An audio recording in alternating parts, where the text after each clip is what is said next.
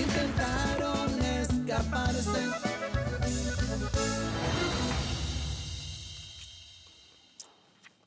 Aguas con eso, Tlacuache. Que no se me vaya a poner duro el cemento antes de que llegue mi invitado de honor. Tranquilo, patrón. No, por favor, por su madre, por su madre. Háblenle a mi mujer, háblenle a mi mujer, ella le va a dar todo. ¡Hablando del rey de Roma! Aquí está lo que nos encargó, patrón. Señor, háblele a mi esposa. Ella le va a dar todo lo que tengo. Soy muy rico.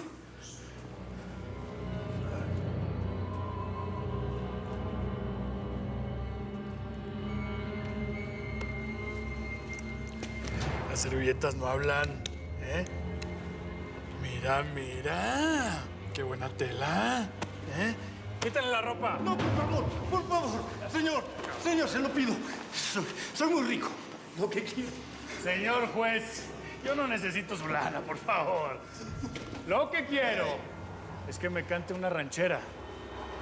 ¿Quién le pagó para condenar a mi chulada? A Sarita Aguilar. No sé de qué me está hablando. No sé.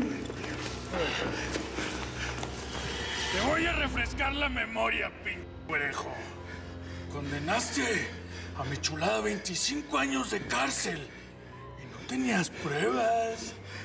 ¿Quién es el infeliz que quiere ver a mi chulada pudriéndose en la cárcel? ¿Eh? Eso ya estaba perdido. No había nada que hacer, señor. No había nada que hacer. Perdido estás tú, que no te van a encontrar nunca más, pinguerejo. Vamos a darle un bañito a ver si se acuerdan. ¡Por su madre, no! Intentaron escaparse.